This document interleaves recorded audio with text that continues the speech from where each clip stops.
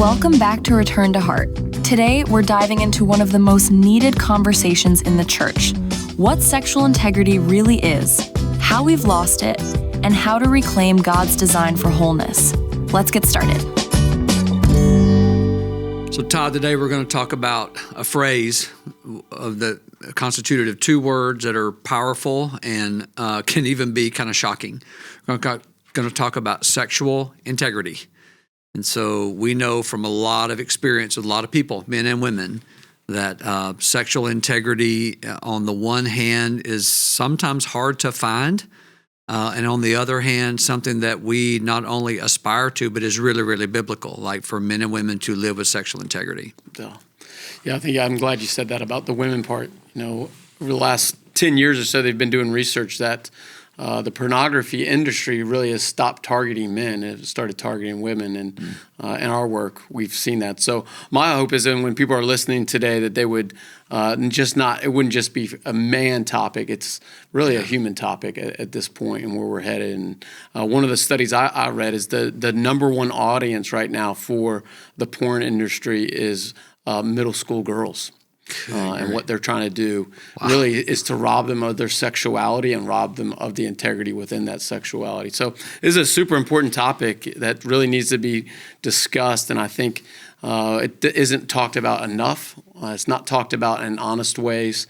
I think, we've talked about a lot. We hint around it and we hit around the issue, but no one really talks about the issue with really a true biblical point. So that's really our hope today in this podcast, is to talk about what does it look like for men and women to have sexual integrity. We have written a Bible study. It's called a Sexual Integrity Guide for men, but we're right in the process right now of working on a second edition for females. So you can show that, and we'll kind of walk us through today of what it means for us as men and women to live with sexual integrity.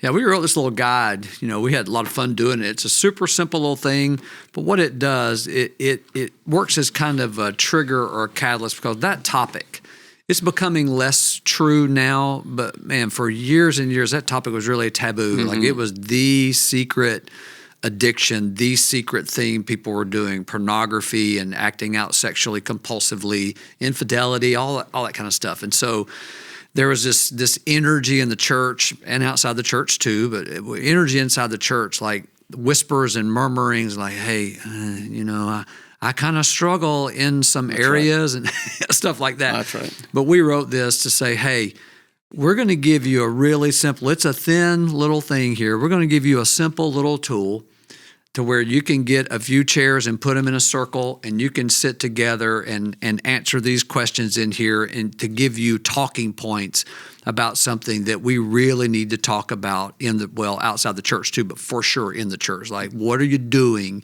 in your sexual life?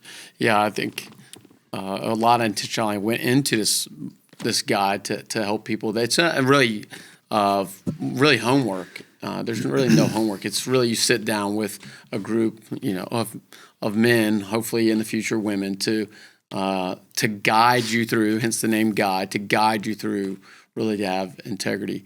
I think too, Phil, if we're honest with people that are watching, this is really what got us both kind of started on our own journey. And I think as a funny side note, my kids are getting older, and so they're beginning to hear more and more about our story, our family story, mine and Jen's, and trying to navigate through, even with our children, to teach them even early on, they're 14 and 11, how they can have sexual integrity.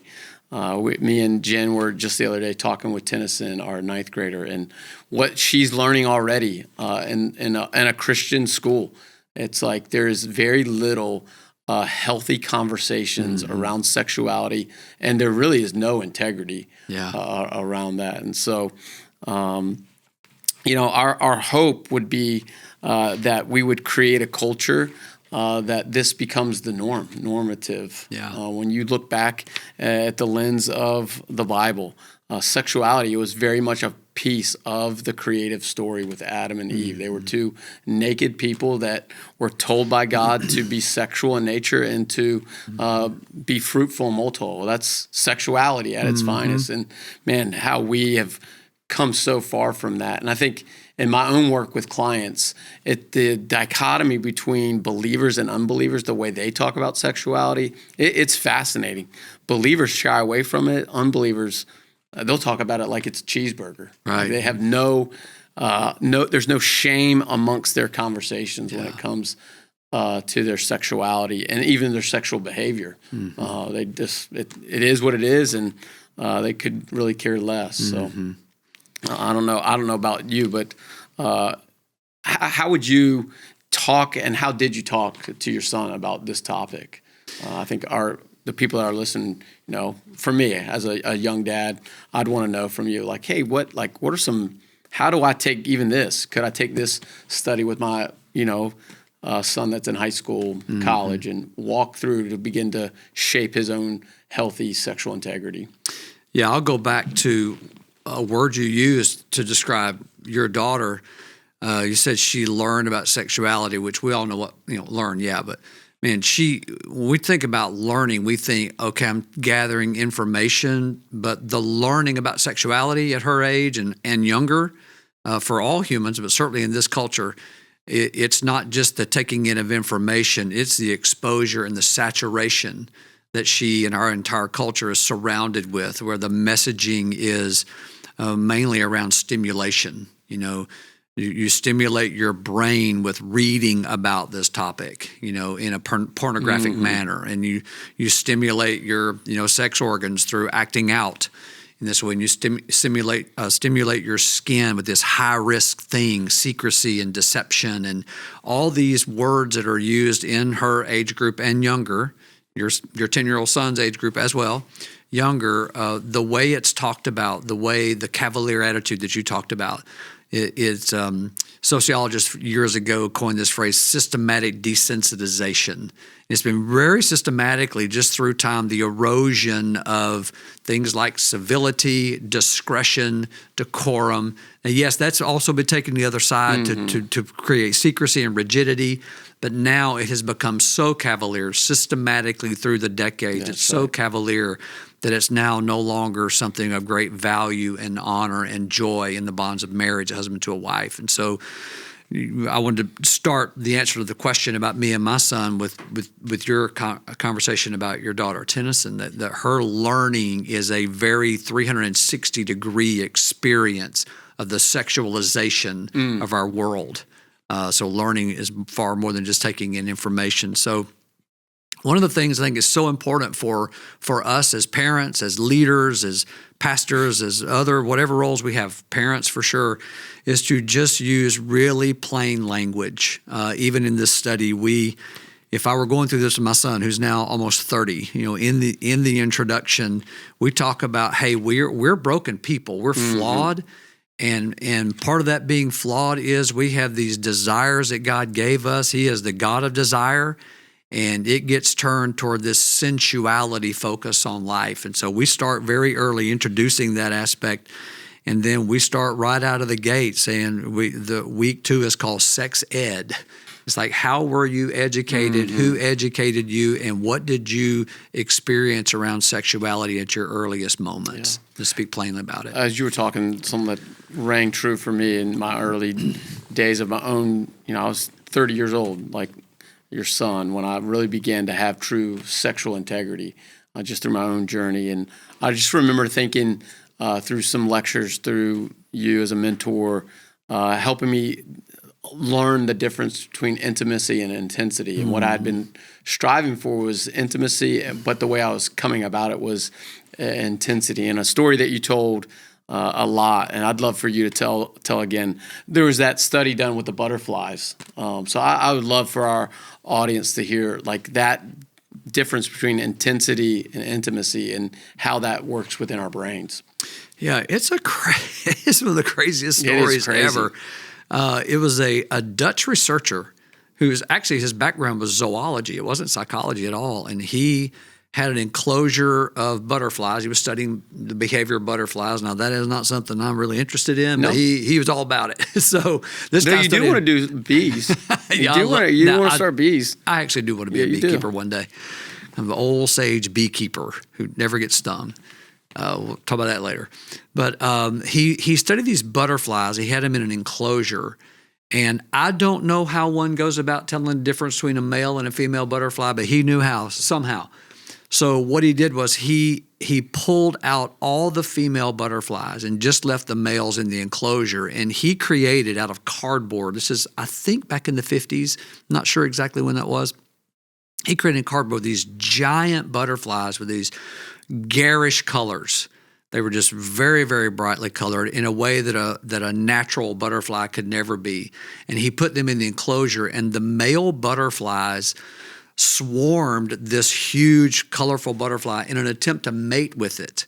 And they were just enamored with it. And he created a phrase called supernormal, that if you can create something super normal, you'll get an attachment there. Then it gets crazier. So he reintroduces the female butterflies into the enclosure, and the males ignored them. They would not attempt to mate with a real butterfly. They kept trying to mate with this cardboard, garish, literal cutout of a butterfly. And it's such a great example of how pornography takes men and women who really and truly in their hearts want to live healthfully sexually. They want to have sexual integrity, as we called it. And yet this super normal, this appeal to the brain, this appeal to desire gets so super normal through pornography. It's really sad and makes sense in a very evil way of how the enemy loves to take what is true and distort it just a little to make it something really grotesque. So true. Throughout this podcast so far, we've really talked about the sexual component of it. Let's kind of shift to the next word that you said. There's two main words, right? The sexual and the integrity. How would you, for our listeners, define integrity? It really, in some ways, defines itself. Now, anyone that knows me knows I'm good at some things. Math isn't one of them. However, the word integrity is where we get our idea of an integer, which is a whole number. We get our idea and the word itself of integration, something that is one unified whole. Like it's not different fragments. And integrity means two different ways of looking at that. Like what you see in the front, what I present to you, is also true in the back. Another way that you've heard me say this over and over, and Todd, we've used this expression with each other, I want to be the same man at midnight as I am at high noon. I want both 12 o'clocks to be the same. And so integrity has this idea of it, of like, no, this thing can be trusted, and what it looks like it is, it is. And engineers, one of my son's closest friends he grew up with, he is a civil engineer, and he talks about structural integrity. Like, will this thing hold and bear the amount of weight it's advertised to be able to hold? If it does, if it is what it says it is, it has integrity. Man, so true. I think, man, what I heard a writer, a lecturer say this about sex, about the lack of sexual integrity. It's God's number one competition. That may or may not be true, but we can see throughout the Bible, I think in what you just said, like, man, how much the perversion of sexuality, sex, how Satan has really distorted that. And it has made men, women not whole. Yes. It has robbed us. And, what does Paul say? Paul says it's the one sin really that affects us and therefore others. It is amazing the way the enemy can take one of the greatest gifts God's ever given to us, and that is our sexuality. That's sex as a gift to reproduce and to enjoy. It's not just reproduction, but it is an enjoyment, and how Satan can twist that, and man, the lack of integrity that comes around that is pretty amazing. What would you say to the audience as they're listening? Hey, these are some steps for you to really have healthy sexuality and have integrity in this journey of their own recovery story. I'm going to use an example in Scripture that is probably the most famous. King David committed adultery with Bathsheba, and Scripture says he was a man after God's own heart. And so, writers. There's lots of ink spilled writing about David's life, rightly so. And that's such an example. Here is a man who was rightly directed. This is the guy who was overlooked in his own family. Jesse paraded his sons through the room for Samuel to look at and, to be anointed the next king. And Samuel goes, any more sons? And it's almost like Jesse goes, let me think. Oh, yeah, you know what? I do have one more son. Got to run out here. And it turns out to be him. And then, what's written about David. And David says, Lord, you took me from the sheepfold. You took me from watching sheep, and you made me what I am. And so this man with this deep, deep, abiding relationship with God, and he's headed that way, man. He is straight ahead with integrity, wanting to serve God. He comes to Goliath's talking nasty about God's people, and his brother goes, what are you doing here, you little runt? And David's like, hey, let's deal with your stuff later. He needs killing because he's talking bad about God, and I'm not having that. That's right. So this is a man who's a warrior, and this man who gets caught with an utter lack of integrity sexually. Man. So I think to start answering the question, he is a great real live person to look at, to say, did the man have overall integrity? For sure. And Scripture describes him. He was handsome. He was powerful. He was smart. He was all these things. And then he got caught in a moment. And of course, the moment that we're talking about had a lead in. And so we won't go into all that detail, but there are a lot of men and a lot of women listening to the podcast, at least I hope there is, and watching and listening, that say, you know what, that might describe me. I want to be a good man, a good woman. I want to be faithful. I want to have integrity. And that territory right there, I just don't. And so if we look at that story, David was looking for stimulation, right? And we know he was a warrior. This dude, he went to war. He thrived on stimulation. Well, I think that as you're telling the story, the first verse says it was the time of war. It's the time when kings were to go to war. Yeah. He didn't have the integrity to do what God had called him to do, and therefore yet he's going to go find stimulation somewhere. Yes. And I think that's true in our own stories. Like God's wired us, created us certain ways, and stimulation in and of itself is not wrong, but it's when we go and don't have the integrity to do what God's called us to. That's just what's ringing in my head as you're talking. Well, this is completely anecdotal. I think you might say your experience is the same, but even clinically speaking, how many people I sat across from, and I said, what is your number one trigger? And they will say, boredom. I didn't have anything to do. Right. And like when we experience boredom, it comes across in our right brains, our limbic systems, as being afraid. I'm afraid life's always going to be this way. And I'm afraid because I'm not distracted. I'm not amused. I'm not doing something. And so that happened, and he fell, so to speak, and then he covered it up. Most people know the story. He framed the woman, Bathsheba's husband, to be killed. And so what happened was a man walked into his life and confronted him and said, you, David, need to deal with this. And the way David dealt with it, it's a beautiful picture. Actually, in another resource we created, Jeff and I wrote in this Emotions Unveiled Bible study, Psalm 32, David says himself, David tells the story. When I was keeping secrets, in this case, sexual secrets, my bones wasted away. I lost my Davidness. I lost my entire identity. I didn't know who I was anymore. And then he says, but when I opened my mouth and began to talk, this is a paraphrase, he didn't speak in plain English, but when I began to speak in plain English, Hebrew, about what was going on, I then got my identity back. I got my wholeness. I became integrated. And so step one, I know it's tried and true and people have heard it a lot, but it's worth saying again, when I am acting out sexually, when I do not have sexual integrity, I am fragmented. And so making confession, where my bones stop wasting away, I begin to get my identity back as I tell the story in plain speaking of where I have been in my life. So Todd, it may be helpful for some that are wondering like, okay, I hear about sexual integrity and sexuality and integrity and biblical lens, but what's actually in this guide here these guys are talking about? So let's just run through the thing. It's got 12 weeks. I'll run through the first 6 or so, and you run through the rest of it, just want to give you a flavor for what we're offering here. So the first week is just an introductory week. It pivots off of Jeremiah chapter 2, where Jeremiah says, my goodness, they're idol worshipers. It's a lot like addiction.